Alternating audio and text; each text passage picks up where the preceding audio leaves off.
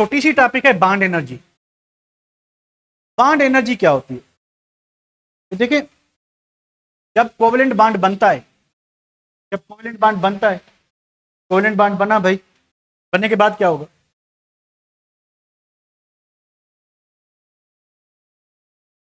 जब covalent bond बनता है, दो एटम्स आपस में एक दूसरे के नजदीक आते हैं और वो इलेक्ट्रॉन शेयर करते हैं, और वो जो शेयर्ड पेयर होता है वो न्यूक्लियस के दरमियान रहता है।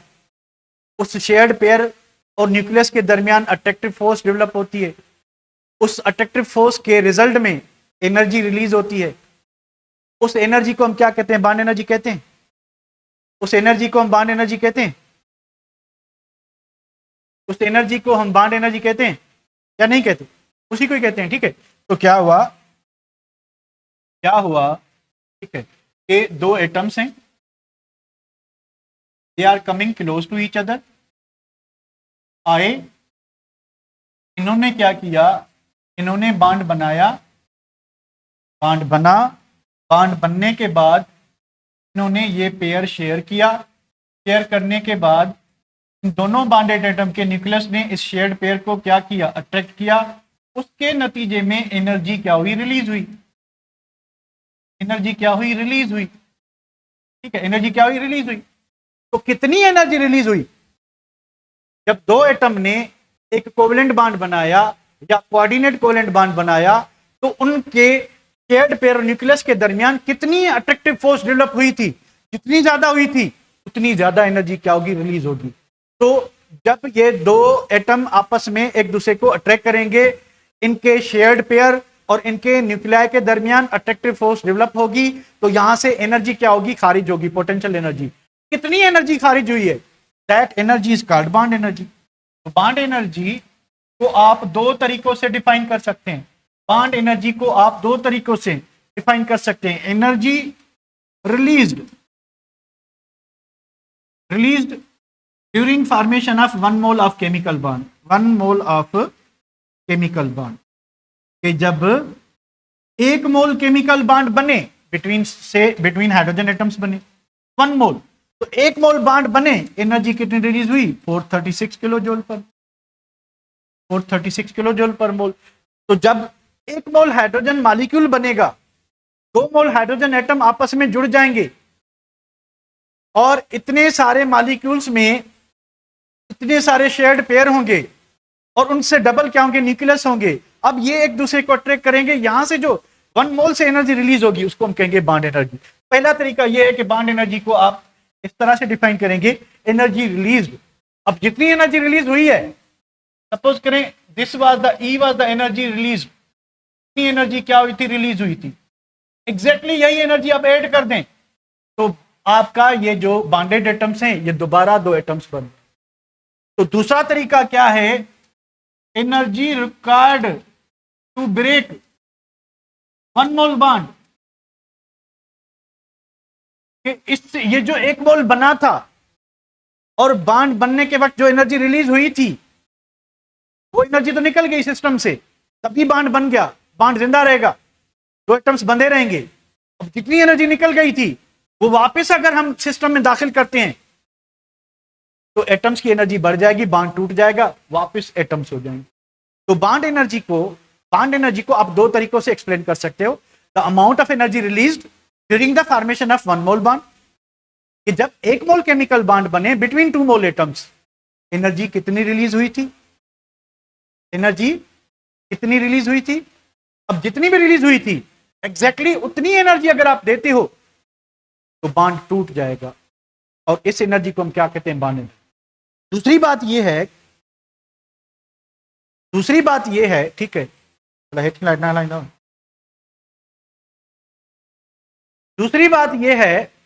ठीक है, दूसरी बात यह है कि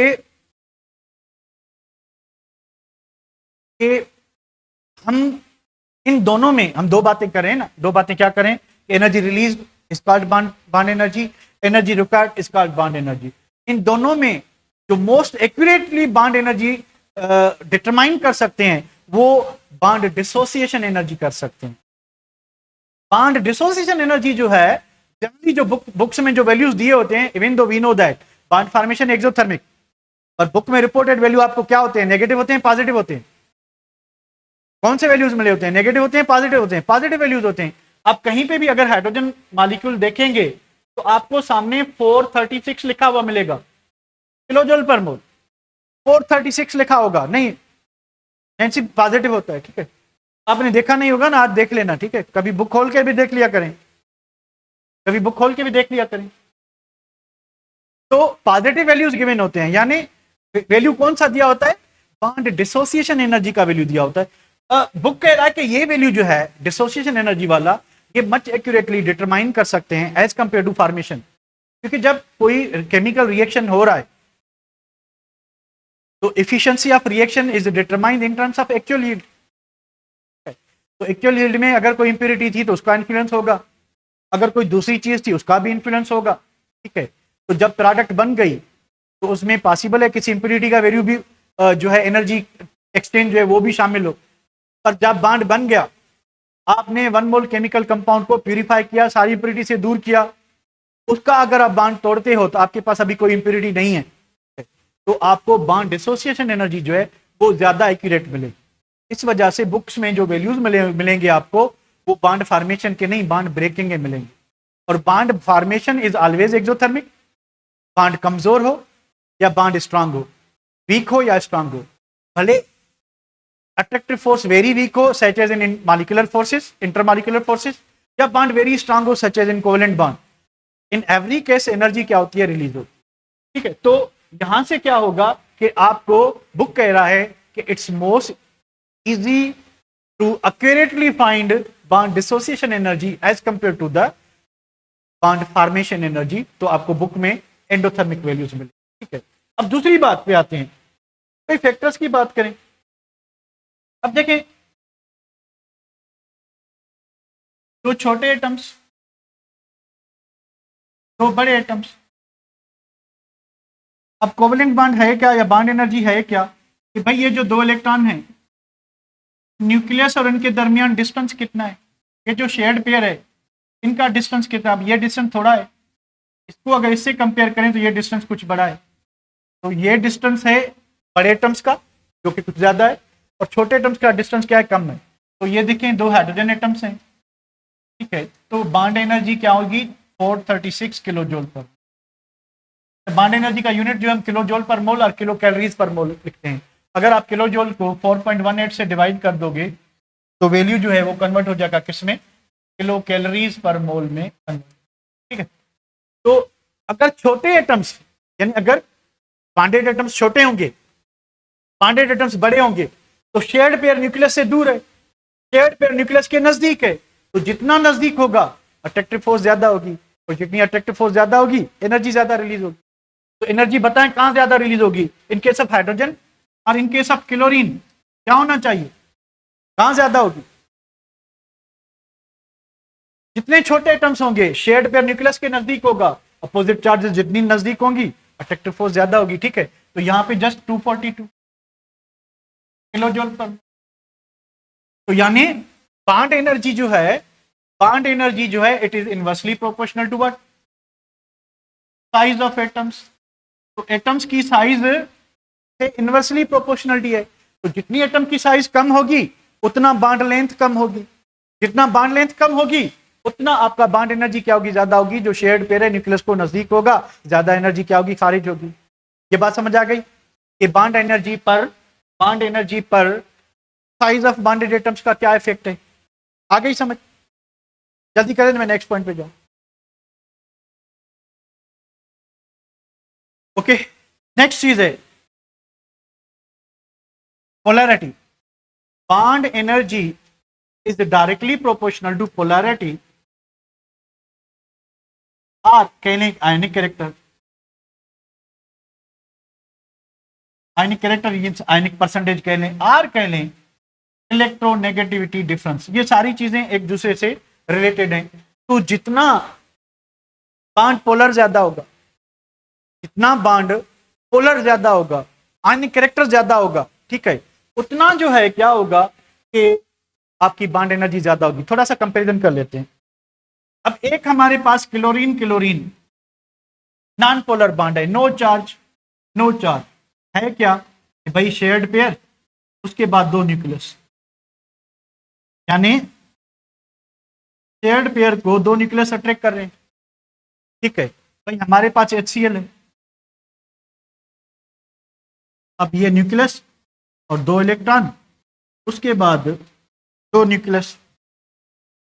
यहां तक तो बात सेम है, यहां पर भी एक पेयर को 2 न्यूक्लियस अट्रैक्ट कर रहे हैं, यहां पर भी एक पेयर को 2 न्यूक्लियस अट्रैक्ट कर रहे हैं, पर फर्क क्या है कि इसका जो शेयर्ड पेयर है, ठीक है, वो सेंटर में रहेगा, इसी वजह से इसमें चार्ज क्या होगी, 0 होगी। तो यानी चार्ज डिफरेंस 0 होने की वजह से इन एटम्स में आपस में इस अट्रैक्टिव फोर्स के अलावा कोई और फोर्स नहीं होगी, इस फोर्स के अलावा कोई और फोर्स नहीं होगी। यहां पे देखिए जरा कि ये जो पेयर है स्लाइटली शिफ्ट हो जाएगा किसकी तरफ, क्लोरीन की तरफ। तो क्लोरीन पे कौन सी चार्ज लग गई, पार्शियल नेगेटिव। हाइड्रोजन पे कौन सी चार्ज लग गई, पार्शियल पॉजिटिव। तो एक तो शेयर्ड पेयर और न्यूक्लियस के दरमियान अट्रैक्टिव फोर्स थी ही थी। इन एडिशन क्या हुआ, इन एडिशन इसकी पार्शियल पॉजिटिव चार्ज इसी पार्शियल नेगेटिव चार्ज को क्या करेगी, अट्रैक्ट करेगी।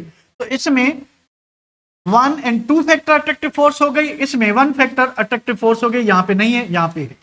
तो बताएं ओवरऑल अट्रैक्टिव फोर्स इसमें ज्यादा होगी नॉन पोलर मॉलिक्यूल में, नॉन पोलर में ज्यादा होगी या पोलर में ज्यादा होगी, कहां पे ज्यादा होगी, पोलर में ज्यादा होगी। तो बॉन्ड एनर्जी इसकी ज्यादा होगी।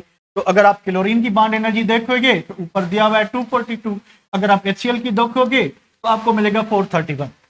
तो ये जो डिफरेंस ऑफ एनर्जी है इस वजह से आया, इस वजह से आया क्योंकि पोलर बॉन्ड में आयनिक कैरेक्टर होता है, पोलर बॉन्ड में आयनिक कैरेक्टर होता है, इस वजह से।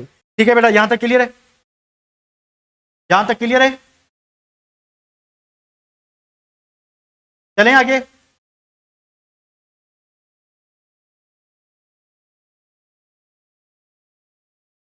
बस बेटा एंट्री के बाद होगी, अभी भी बस करोगे तो फिर काम कब करोगे, कहां गया, हम आते हैं वापस। तो bond energy is what, the amount of energy released during the formation of one mole of bond. It can be defined as the amount of energy required to break one mole of bond. It is important to note that ये सारी चीजें हमने discuss की हैं, एक मतलब मे भी कोई पॉइंट रह ना जाए। It is important to note that bond energy in bond dissociation is more accurate than the bond formation. कि हम इजी या एक्यूरेटली जो फाइंड कर सकते हैं वो बॉन्ड डिसोसिएशन क्या करते हैं, मालूम करते हैं। ठीक है, राबिया सो जाओ। For this reason, bond energy is generally considered as the bond dissociation energy. Since chemical reaction takes place in constant pressure, chemical reaction constant pressure पे होते हैं, इसलिए हम एंथैल्पी चेंज यूज करते हैं। तो बॉन्ड एनर्जी को आप एंथैल्पी और बॉन्ड एंथैल्पी कह सकते हैं। It is measured in kilojoule per mole. Bond energy is measurement of strength of chemical bond. कि जितना बॉन्ड स्ट्रांग होगा, जितना बॉन्ड स्ट्रांग होगा उतना आपकी बॉन्ड एनर्जी क्या होगी, ज्यादा होगी। Larger the bond energy strong will be chemical bond. सारी चीजें हमने डिस्कस कर दी हैं।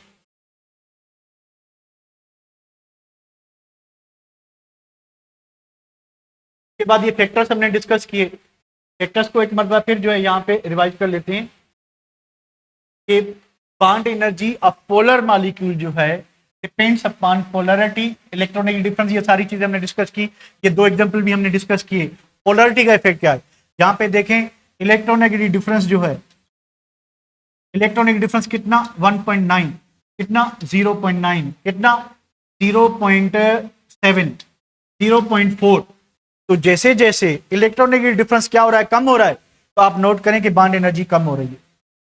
किलो जूल में देखें या किलो कैलोरीज में देखें, किलो जूल में देखें तो 571, इसमें आयनिक परसेंटेज ज्यादा है, ये सारे पोलर बॉन्ड हैं, पर पोलैरिटी और आयनिक character again depends upon what, electronegative difference. तो इलेक्ट्रॉनिक डिफरेंस किसका ज्यादा है, हाइड्रोजन फ्लोराइड का। तो ये बॉन्ड सबसे स्ट्रांग होता है। सबसे वीक बॉन्ड कौन होगा, हाइड्रोजन आयोडाइड होगा। ठीक है बेटा,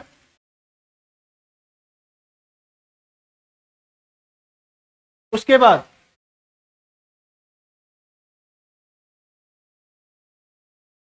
बॉन्ड लेंथ,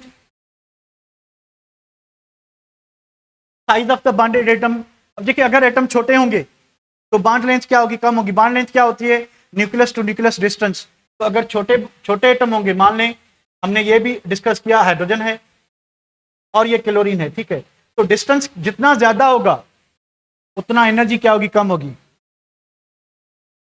उतना एनर्जी क्या होगी, कम होगी। ठीक है, तो यहां पे देखें तो कार्बन कार्बन जो है इसका बॉन्ड लेंथ 1.54, ठीक है, और कार्बन कार्बन डबल बॉन्ड का 3.4। तो जितना बॉन्ड लेंथ कम हो रही है तो बॉन्ड एनर्जी क्या होगी, बढ़ेगी।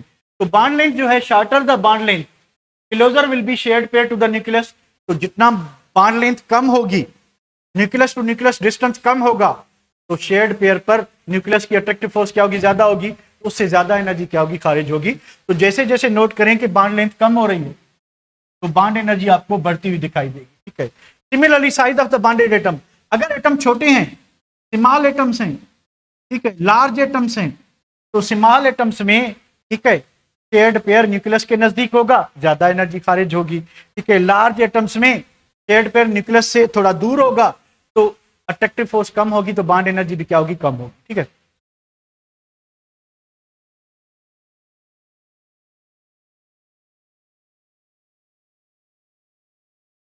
उसके बाद आखिरी फैक्टर है मल्टीप्लिसिटी और बॉन्ड ऑर्डर।